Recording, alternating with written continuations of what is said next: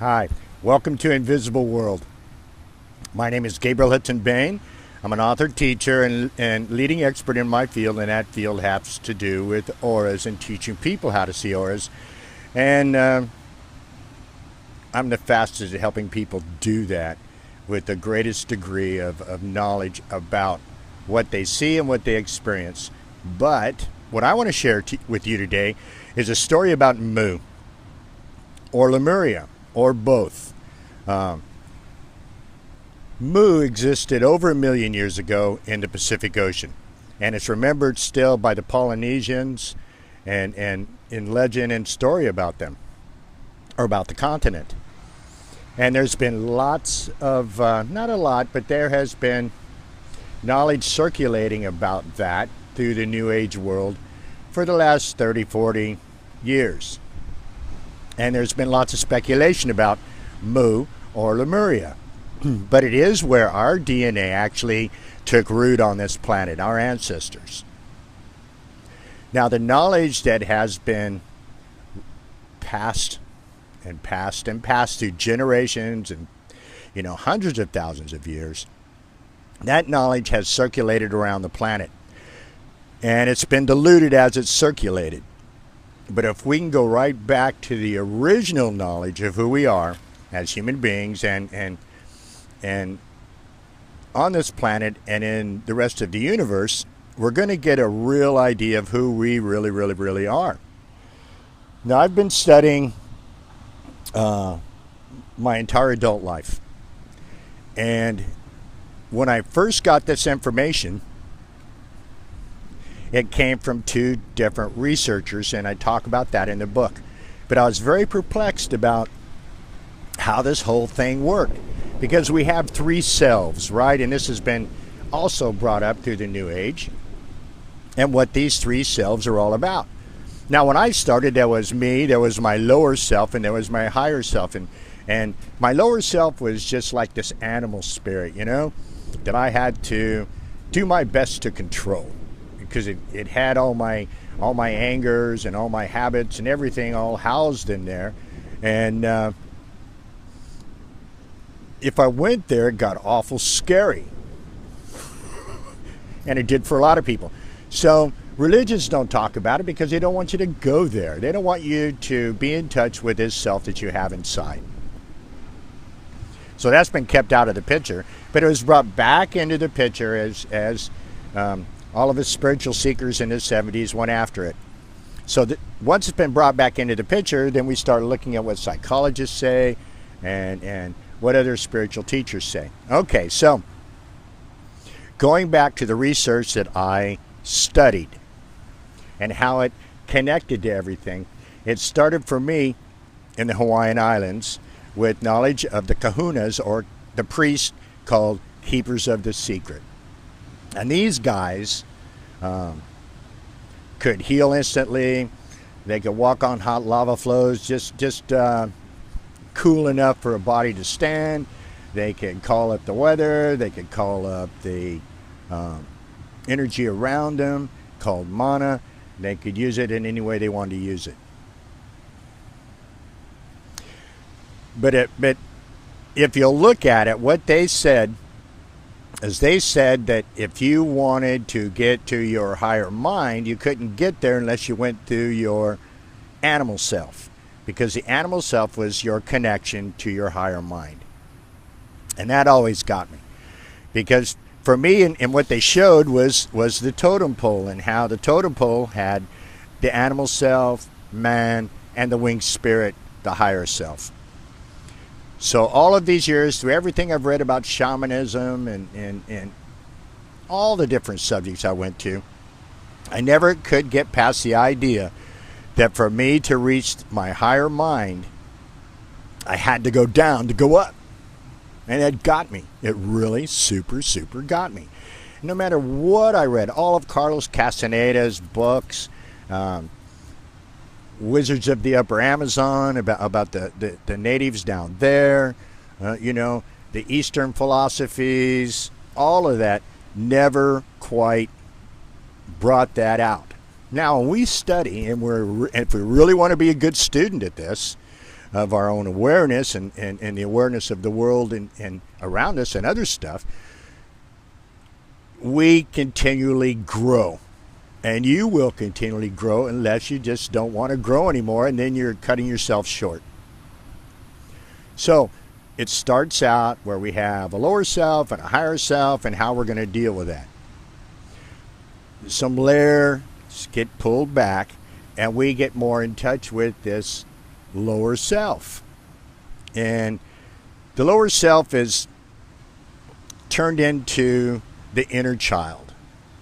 And it turned into a wounded inner child. And that wounded inner child held us back in our life. And how we communicated with that wounded inner child usually wasn't anything until we got to therapy. And then in therapy, we somehow worked these situations out. Let's peel back another layer. So if we really look at it, our inner self, our inner companion, is our best friend. Always gives us what we want. If we don't have anything in the way that says we can't have it, our inner self goes, okay, I'll let you have it. And I'm going to show you that we're right on track with finding that by everything you see around you. You want to take a trip, everywhere you look, you're going to see your destination. Billboards, books, everywhere you're going to see your destination in mind, because your self is saying, do you really want this? Do you really want this? And you have to keep saying, yes, I want to go. And then the situation will manifest for us to go. It's the same with a car. You want a car, and all of a sudden, everywhere you look, you see the car that you want, because your self is doing that for you. You want to be scared shitless about something, your self will show you everything to be scared shitless. Does it? It's your best friend. So we want to be able to get in touch with our best friend, thank our best friend on a daily basis for being so cool and letting us have what we want. When we do that and we start becoming really good friends with this inner companion that we have, what it does is it is our pathway. It goes up to our higher mind, our greater self, and it asks, can we have it?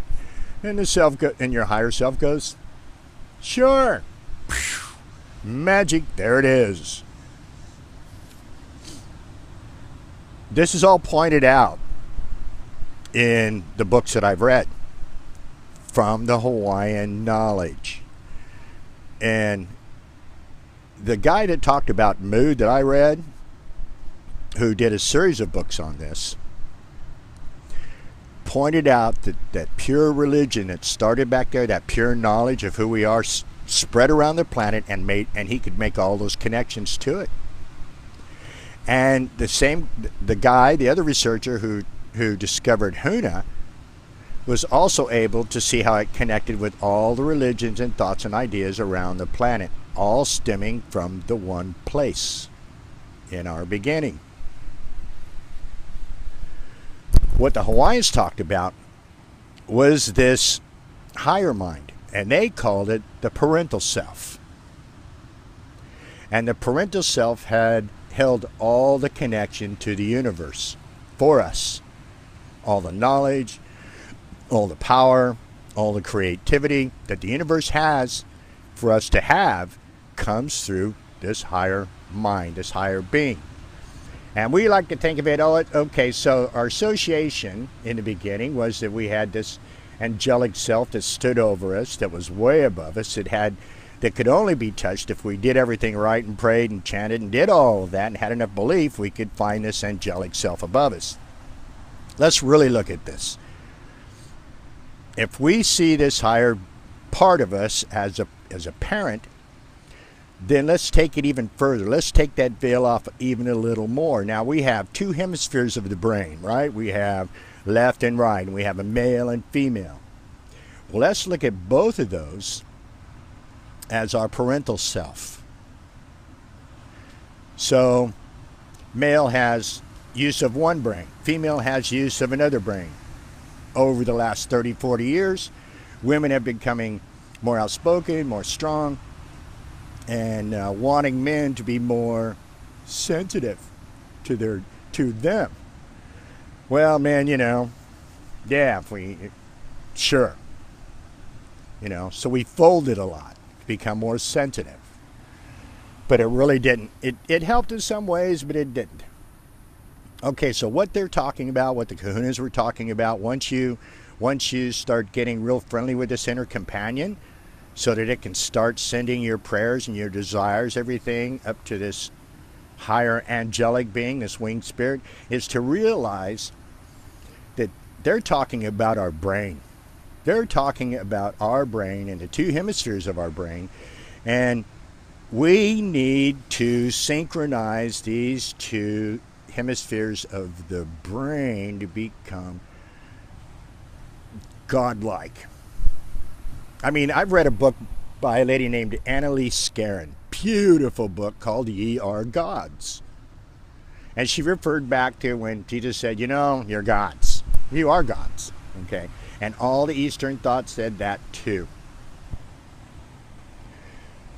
So the secret is, this thing that really is, that is now available to us, and it's right on time for the planet, is you're it. And you're it when you're able to understand that and start linking both hemispheres of the brain together. Kahunas figured it out, and these other magic people figured it out, and what they figured out is they could actually call down this mana from heaven, this energy, and charge up these sticks, and they could take these sticks and knock people down with it to protect the chief. Okay, so there's used to heal instantly, it's calling mana from heaven. To walk on fire, walk on these lava flows, to control the weather, it's calling down this mana from heaven. So instead of doing this up, 1, 2, 3, like the totem pole, how about a triangle? So that we know that our inner companion it's equal to us. There's no going down. There's no being subjective. There's no saying, oh, my wounded little child inside. No, bullshit, man. What it is your equal inside. And your equal inside actually sees the invisible world and is in touch with the invisible world all the time. We just don't give it credit, or we don't ask to see. Now, what I'm doing is I'm going way beyond all the psychological traumas and stuff that we dealt with growing up, that my generation dealt with growing up, and a couple other, it was all psychological trauma. Leaving out the brain. If we can get these things to link together, our life becomes enlightened. That's where we reach enlightenment. And from everything that we heard about in the 70s and 80s, this right now, guys, is the golden age of enlightenment. Where we're not just dealing with the psychological traumas inside, we're allowing our brain to heal that. Because we can't heal ourselves with our emotions. It'll never happen. But we can heal ourselves with our mind. And we're finding that more and more and more. So if we go back to the original magic and the original thing that our ancestors were, they were totally friendly, totally in balance, totally in love with their inner companion, because that inner companion guided them. Showed them where to eat, how to find food, all of that. That inner companion did that. And when they needed a little more juice to go forward, that inner companion went to the brain opened up the doors through belief, and bang, there was the miracle. So I wanted to share that with you today.